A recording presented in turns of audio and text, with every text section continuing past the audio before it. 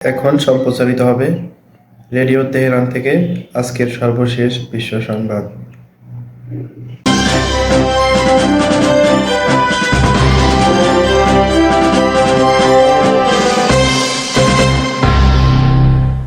শুরুতেই সংবাদ শিরোনাম।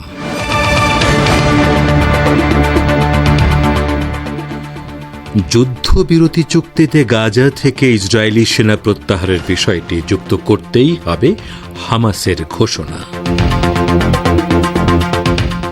ইসরায়েলি গুপ্ত হত্যার বিরুদ্ধে জবাব নিশ্চিত বলেছেন হুথি আনসারুল্লাহ।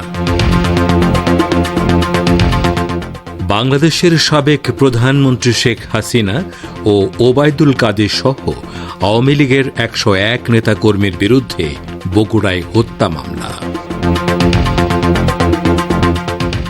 এবং ভারতের আরজিকর ধর্ষণ মামলার শুনানি ভাঙচুরের ঘটনায় হাইকোর্টের প্রশ্নের মুখে পশ্চিমবঙ্গ পুলিশ।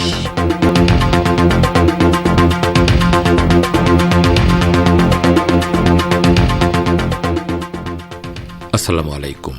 এতক্ষণ গুরুত্বপূর্ণ সংবাদ শিরোনাম শুনলেন। এবারে বিস্তারিত বিশ্ব সংবাদে আপনাদের স্বাগত জানাচ্ছি। আমি গাজী আব্দুর রশিদ। ফিলিস্তিনের ইসলামী প্রতিরোধ আন্দোলন হামাস বলেছে, ইহুদিবাদী ইসরায়েলের সাথে যুদ্ধবিরতির চুক্তি করতে গেলে অবশ্যই গাজা থেকে সম্পূর্ণভাবে দখলদার সেনা প্রত্যাহার এবং বন্দী বিনিময়ের বিষয়টি অন্তর্ভুক্ত থাকতে হবে। গতকাল এক বিবৃতিতে একথা বলেছে ফিলিস্তিনের প্রতিরোধকামী সংগঠনটি। হামাস বলেছে, ফিলিস্তিনের উদ্বাস্তু লোকজনকে তাদের ঘরবাড়িতে ফিরতে দেয়া এবং বিধ্বস্ত গাজা উপত্যকাকে পুনর্গঠনের বিষয়ও চুক্তিতে থাকতে হবে।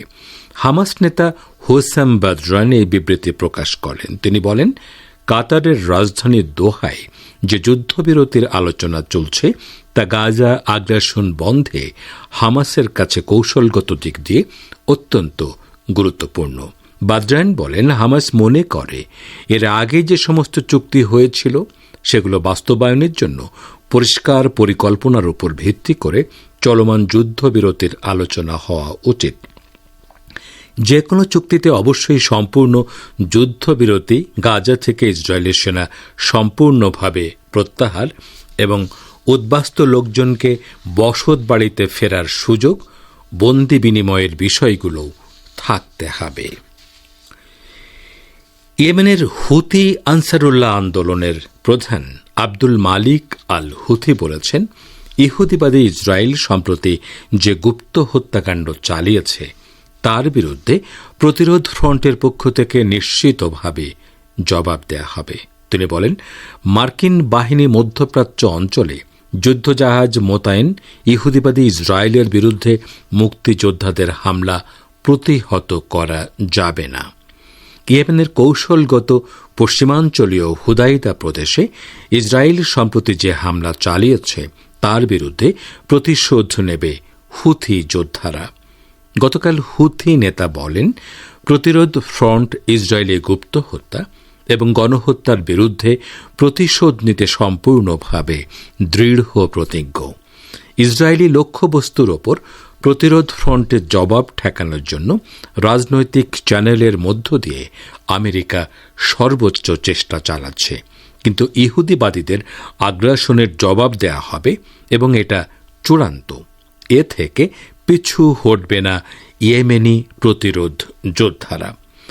আনসারুল্লাহ প্রধান বলেন, আঞ্চলিক প্রতিরোধ তাদের হত্যার জন্য ইসরায়েলের বিরুদ্ধে সম্ভাব্য প্রতিশোধের আশঙ্কায় অবৈধ বসতি স্থাপনকারীরা মারাত্মক ভীতির মধ্যে রয়েছে। আব্দুল মালেক আল হুথি বলেন, ইসরায়েলি শত্রুর বিরুদ্ধে প্রতিশোধ নেয়া একটি কৌশলগত বিষয় এবং অপরাধী, দুষ্টু ও বেপরোয়া এই শক্তিকে আরও অপরাধ সংগঠিত করা থেকে বিরত রাখার জন্য প্রতিশোধ নেয়া অপরিহার্য। আপনারা বিশ্ব সংবাদ শুনছেন রেডিও তেহরান থেকে, আর প্রচারিত হচ্ছে বাংলাদেশ ও ভারতে শর্টে 25 মিটার ব্যান্ডে, এছাড়া বিশ্বজুড়ে ইন্টারনেট ও স্যাটেলাইটে।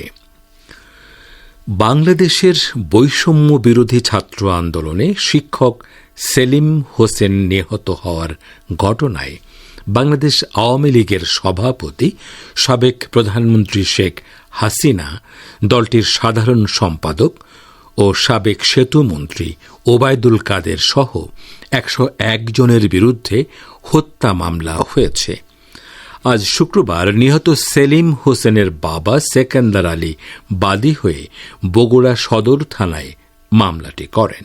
মামলায় সাবেক প্রধানমন্ত্রী শেখ হাসিনা ও সাধারণ সম্পাদক ওবায়দুল কাদেরকে হত্যার নির্দেশদাতা হিসেবে উল্লেখ করা হয়েছে। নিহত সেলিম হোসেনের বাড়ি বগুড়ার শিবগঞ্জ উপজেলার পিরব ইউনিয়নের পালিকান্দা গ্রামে। মামলার আসামিদের মধ্যে আওয়ামী লীগের 2 জন সাবেক সংসদ সদস্য, 5 জন উপজেলা চেয়ারম্যান, 2 জন মেয়র, বগুড়া পৌরসভার 8 জন কাউন্সিলর, 10 জন ইউনিয়ন পরিষদের চেয়ারম্যান ও 25 জন জনপ্রতিনিধি আছেন। এছাড়া অজ্ঞাত পরিচয়ে আরও 350 জনকে মামলার আসামি করা হয়েছে। এদিকে বাংলাদেশের বৈষম্য বিরোধী ছাত্র আন্দোলনের সমন্বয়ক সার্জিস আলম বলেছেন, 15 আগস্টে ধানমন্ডি 32 নম্বর সহ ঢাকার বিভিন্ন জায়গায় মানুষকে বিবস্ত্র করা থেকে গায়ে হাত তোলার মতো ঘটনাগুলো যারা ঘটিয়েছে তারা মানবাধিকার লঙ্ঘন করেছে। সার্জিস বলেছেন, ধানমন্ডি 32 সহ ঢাকার বিভিন্ন স্থানে এমন অনেক অনাকাঙ্ক্ষিত ঘটনা ঘটেছে যেগুলো আমাদের গণ অভ্যুত্থানের স্পিরিটের সঙ্গে যায় না। এগুলো কোনোভাবেই আইনসঙ্গত নয়। আজ সকালে ঢাকা বিশ্ববিদ্যালয়ের অমর 21 হল প্রাঙ্গণে সাংবাদিকদের সঙ্গে আলাপকালে তিনি শিক্ষার্থীদের উদ্দেশ্যে স্পষ্ট করে বলেছেন, বৈষম্য বিরোধী ছাত্র আন্দোলন কোনো কর্তৃপক্ষ নয়, বরং এটি প্রেসার গ্রুপ। তিনি বলেন, আমরা স্পষ্ট করে বলেছি, আমরা খুঁজছি যে এসব ঘটনার সঙ্গে আমাদের কোনো সমন্বয়ক বা সহ সমন্বয়ক যুক্ত আছেন কিনা। বৈষম্য বিরোধী ছাত্র আন্দোলনের পক্ষ থেকে আমরা সব জায়গায় বলেছি, যেটি ন্যায্য, ন্যায়সঙ্গত সেটিই যেন বাস্তবায়ন করা হয়। ভারতের পশ্চিমবঙ্গের আরজিকর হাসপাতালে চিকিৎসককে ধর্ষণ ও হত্যা মামলার শুনানি হয়েছে হাইকোর্টে। প্রধান বিচারপতি টি.এস. শিবজ্ঞানম এবং বিচারপতি হিরণময় ভট্টাচার্যের বেঞ্চে আজ এই শুনানি হয়। গত বুধবার হাসপাতালে ভাঙচুরের ঘটনায় পুলিশের ভূমিকা নিয়ে প্রশ্ন তুলেছে হাইকোর্ট। হামলার ফলে হাসপাতালে কতটুকু ক্ষতি হয়েছে তার হলফনামা চাওয়া হয়েছে পশ্চিমবঙ্গ রাজ্য সরকারের কাছে। সোশ্যাল মিডিয়ায় নির্যাতিতার নাম ও ছবি প্রকাশ না করার নির্দেশ দিয়েছে হাইকোর্ট। এদিকে আরজিকর হাসপাতালে চিকিৎসককে ধর্ষণ ও হত্যাকাণ্ডের তোলপাড় শুরু হয়েছে গোটা ভারত জুড়ে। সব মহল থেকে প্রতিবাদের ঝড় বইছে। এরই মধ্যে তদন্তভার সিবিআই এর হাতে দেয়া হয়েছে। তদন্তের স্বার্থে ডিজিটাল ম্যাপিং করার কথা বলেছে সিবিআই। অন্যদিকে কেন্দ্রীয় তদন্তকারী সংস্থা বা সিবিআই এর উপর চাপ বাড়াতে আজ পথে নেমেছেন খোদ রাজ্যের মুখ্যমন্ত্রী মমতা বন্দ্যোপাধ্যায়। তাছাড়া দিনভর একাধিক কর্মসূচি পালন করেছে বিজেপি নেতা শঙ্কর ঘোষ শিলিগুড়িতে বিক্ষোভ কর্মসূচিতে মুখ্যমন্ত্রীর পদত্যাগ দাবি করেছেন। আপনারা বিশ্ব সংবাদ শুনছেন রেডিও তেহরান থেকে, আর প্রচারিত হচ্ছে বাংলাদেশ ও ভারতে শর্টওয়েভ 25 মিটার ব্যান্ডে।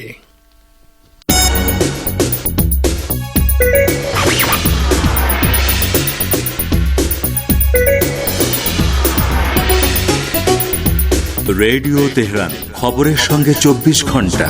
ভিজিট করুন আমাদের ওয়েবসাইট parstoday.ir/dn।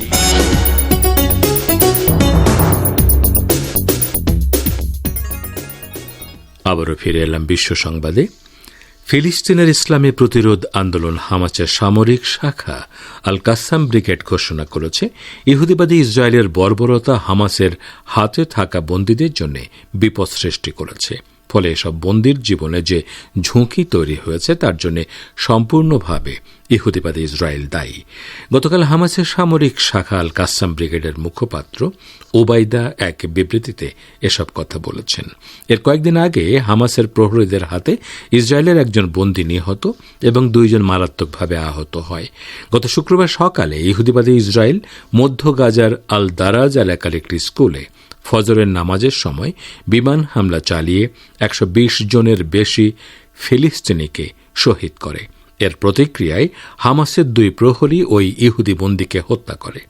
আবু ওবায়দা বলেন, প্রতিদিন ইসরায়েল গাজা উপত্যকায় যে মানবাধিকারের আইন লঙ্ঘন করছে এবং বর্বর গণহত্যা চালাচ্ছে তার ফলাফল হচ্ছে হামাসের হাতে বন্দী থাকা ইহুদিদের মৃত্যু। হামাস মুখপাত্র বলেন, আমাদের যেসব সেনাদেরকে বন্দী করে প্রহরী হিসেবে নিয়োগ করা হয়েছিল, ইসরায়েলের বর্বরতার কারণে তারা ক্ষিপ্ত হয়ে হামাসের নির্দেশনার বিরুদ্ধে ব্যক্তিগত উদ্যোগে এই প্রতিশোধমূলক হত্যাকাণ্ড ঘটিয়েছেন। যে সেনা এই হত্যাকাণ্ড ঘটিয়েছে, ইহুদিবাদীদের বিমান হামলায় তার 2 শিশু নিহত হয়েছে বলে ওই হামাস যোদ্ধা খবর পেয়েছিলেন। আবু ওবায়দা জোর দিয়ে বলেন, বন্দীদের ওপর হত্যাকাণ্ড পরিচালনা হামাসের নীতি নয়। ইউক্রেনে দূরপাল্লার ক্রুজ ক্ষেপণাস্ত্র পাঠানোর বিষয়ে হোয়াইট হাউস উন্মুক্ত অবস্থান নিয়েছে। এই ক্ষেপণাস্ত্র ইউক্রেনকে সরবরাহ করা হলে মার্কিন নির্মিত F-16 জঙ্গি বিমানগুলো আরও বেশি যুদ্ধ ক্ষমতা অর্জন করবে। মার্কিন গণমাধ্যম পলিটিকো গতকাল বাইডেন প্রশাসনের কর্মকর্তাদের বরাত দিয়ে এ রিপোর্ট করেছে। নাম প্রকাশে অনিচ্ছুক কর্মকর্তারা পলিটিকোকে বলেন, joint air to surface stand up missile বা JASSM পাঠানোর বিষয়ে চূড়ান্ত সিদ্ধান্ত নেওয়া হয়নি। তবে পেন্টাগন বর্তমানে জটিল অবস্থার মধ্য দিয়ে কাজ করছে। এই সমস্যাগুলোর মধ্যে রয়েছে সংবেদনশীল প্রযুক্তি স্থানান্তরের বিষয়ে পর্যালোচনা এবং ইউক্রেনের বিমানগুলো 2400 পাউন্ড ওজনের ক্ষেপণাস্ত্র উৎক্ষেপণ করতে পারে তা নিশ্চিত করা। এসব বিমান বর্তমানে 1000 পাউন্ড ওজনের ওয়ারহেড বহন করে। মার্কিন অস্ত্র ও বিমান নির্মাণকারী প্রতিষ্ঠান লকহিড মার্টিন জানিয়েছেন, joint air to surface stand off missile বা JASSM শুধুমাত্র কয়েকটি মিত্র দেশের কাছে রয়েছে। সার্বিয়ার আন্তর্জাতিক অর্থনীতি সহযোগিতা বিষয়ক মন্ত্রী নিনাদ পপোভিচ বলেছেন, ইউরোপীয় ইউনিয়নের পক্ষ থেকে ব্যাপক চাপ সত্ত্বেও তার দেশ কখনো রাশিয়ার বিরুদ্ধে নিষেধাজ্ঞা আরোপ করবে না। পপোভিচ স্পষ্ট করে বলেন, ব্রাসেলস দাবি করেছে যে বেলগ্রেড যদি ইউরোপীয় ইউনিয়নে যোগ দিতে চায় তবে মস্কোর প্রতি এই জোটের নীতি কি তার ইঙ্গিত বোঝা উচিত। 2022 সালের ফেব্রুয়ারিতে ইউক্রেনের সাথে রাশিয়ার সংঘাত শুরু হওয়ার পর সার্বিয়া সরকার বলেছিল, যদিও তারা ইউক্রেনের আঞ্চলিক অখণ্ডতাকে সমর্থন করে, তবে 2টি স্লাভ জাতির মধ্যে ঐতিহাসিকভাবে ঘনিষ্ঠ সম্পর্কের কারণে তারা রাশিয়ার উপর অর্থনৈতিক বিধিনিষেধ আরোপ করবে না। শ্রোতা বন্ধুরা, আমাদের নিউজ ডেস্কে এখনকার মতো এই ছিল সর্বশেষ খবর। এতক্ষণ আমাদের সাথে থাকার জন্য অনেক অনেক ধন্যবাদ।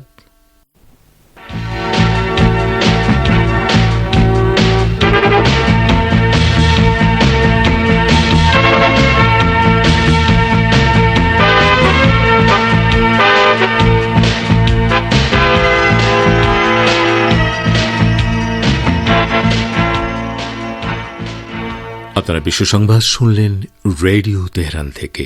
শ্রোতা বন্ধুরা, এবারে আমন্ত্রণ জানাচ্ছি সংবাদ ভাষ্যের অনুষ্ঠান দৃষ্টিপাতে। ইহুদিবাদী শাসক গোষ্ঠীর লবিস্টরা বিপুল বাজেট ব্যয় করে আমেরিকার নির্বাচনে ফিলিস্তিনপন্থী ব্যক্তিদের বিজয় ঠেকানোর চেষ্টা করছে।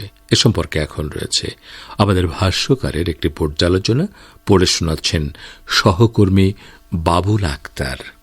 ইহুদিবাদী শাসক গোষ্ঠীর মার্কিন লবিস্টরা বিপুল বাজেট ব্যয় করে আমেরিকার নির্বাচনে ফিলিস্তিনপন্থী ব্যক্তিদের বিজয় ঠেকানোর চেষ্টা করছে। মার্কিন যুক্তরাষ্ট্রের ঘটনাগুলো নিয়ে কিছু সংবাদ মাধ্যম রিপোর্ট করেছে যে মার্কিন যুক্তরাষ্ট্রে ইহুদিবাদী ইসরায়েলি শাসক গোষ্ঠীকে সমর্থন করে এমন একদল ধনী ব্যক্তি ফিলিস্তিনপন্থী রাজনীতিবিদ ইলহাম ওমরের বিরুদ্ধে প্রচারণা চালানোর জন্য গত কয়েকদিনে কয়েক হাজার ডলার তহবিল সংগ্রহ করেছে। ফার্স্ট টুডে এবং ইসনার উদ্ধৃতি অনুসারে ইলহান ওমর, যিনি আন্তঃদলীয় নির্বাচনে জয়ী হয়ে তার নির্বাচনী এলাকায় ডেমোক্রেটিক পার্টির প্রতিনিধি হিসাবে প্রতিযোগিতা করার চেষ্টা করছেন, তিনি তার আসনে ডেমোক্রেটিক প্রতিদ্বন্দ্বী ডন স্যামুয়েলসের চেয়ে 3 গুণ বেশি সংগ্রহ করতে সক্ষম হয়েছেন। আইপ্যাক নামে পরিচিত আমেরিকান ইসরায়েলি জনসংযোগ কমিটি যুক্তরাষ্ট্রের বৃহত্তম এবং সবচেয়ে শক্তিশালী লবিস্ট গ্রুপগুলোর মধ্যে একটি, যার 1 লাখেরও বেশি সদস্য রয়েছে। তারা ফিলিস্তিন ইসরায়েলি সংকট ইস্যুতে আমেরিকান নীতিগুলোকে প্রভাবিত করতে এবং ইহুদিবাদী দাবিগুলোকে এগিয়ে নেওয়ার জন্য প্রতি বছর মিলিয়ন মিলিয়ন ডলার বিনিয়োগ করে আসছে। সম্প্রতি বিপুল পরিমাণ অর্থ ব্যয় করে ইহুদিবাদী লবিস্ট গ্রুপ আইপ্যাক ডেমোক্রেটিক প্রার্থী কোরি বুশকে, যিনি এই লবিস্ট সংস্থার সমর্থক ছিলেন না, তাকে নির্বাচনের রাউন্ড থেকে সরিয়ে দিতে সক্ষম হয়েছে।